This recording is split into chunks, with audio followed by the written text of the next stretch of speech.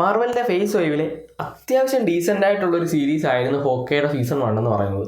നൈസായിട്ട് പോയി ഒരു ക്ലൈമാക്സിലൊക്കെ കൊണ്ട് നിർത്തിയിട്ടുള്ളൊരു സാധനമായിരുന്നു. ഇപ്പോൾ ഇതിൻ്റെ സീസൺ 2 എന്ന് വരുമെന്ന് പല ഫാൻസും ചോദിക്കുന്നുണ്ടായിരുന്നു. ഇവർ അൺഒഫീഷ്യലി ഒരു സീസൺ 2 ഒക്കെ അനൗൺസ് ചെയ്തിട്ടുണ്ടായിരുന്നു.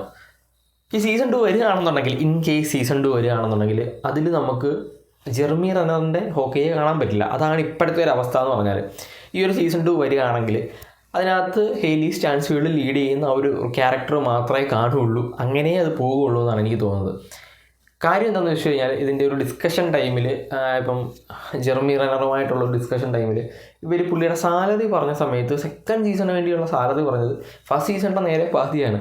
പുള്ളി ചോദിച്ചു, ഫസ്റ്റ് സീസണിൽ തന്ന സാലറിയെങ്കിലും തന്നാൽ ഞാനിത് പോയി അഭിനയിക്കാം, പക്ഷേ അതുപോലും ഇല്ല, അത്രയും ഒരു കോസ്റ്റ് ഇല്ല, പ്രൊഡക്ഷൻ കോസ്റ്റ് ഇല്ല എന്ന് അവർ പറഞ്ഞു.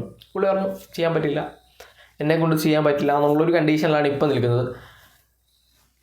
ഒരു ഒറിജിനൽ അവഞ്ചേഴ്സിലുണ്ടായിരുന്ന ഒരു മെമ്പർ, അല്ലെങ്കിൽ അത്രയും OP ആയിട്ടുള്ളൊരു ക്യാരക്ടർ ഫണ്ടില്ല എന്നുള്ള പേരിൽ, അല്ലെങ്കിൽ ഈ ഒരു സീസൺ 2 ചെയ്യരുത്. ഇതിപ്പം ആ ഒരു ക്യാരക്ടറിന് കൊടുക്കുന്ന ഒരു ഡിസ്റെസ്പെക്റ്റ് ആയിട്ടാണ് എനിക്കത് ഫീൽ ചെയ്യുന്നത്. കാരണം ഇനിയിപ്പം പുതിയ യങ് അവഞ്ചേഴ്സ് വന്നു, ഇനിയിപ്പം ആ ഒരു ഹെയ്ലി സ്റ്റാൻസ്ഫീൽഡിൻ്റെ ക്യാരക്ടറിനെ വെച്ചിട്ട് കൊണ്ടുപോയി ഇനിയിപ്പോൾ ഓടിക്കാം, നമുക്ക് കുറച്ച് പൈസ ഉണ്ടാക്കാം എന്നുള്ളൊരു മൈൻഡ് സെറ്റ് ആയിട്ടുണ്ട് ഇപ്പം ഡിസ്നിക്ക് എന്നാണ് എനിക്ക് തോന്നുന്നത്.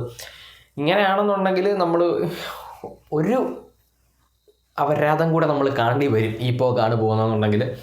മിക്കവാറും ഹോക്കൈ ഇവർ ചെയ്യാനുള്ള ചാൻസ് ഇല്ല. കാരണം ജെർമി റെനർ ഇല്ലാണ്ടൊരു ഹോക്കൈ അത് ഭയങ്കര സീനാവും എന്ന് എനിക്ക് തോന്നുന്നുണ്ട്.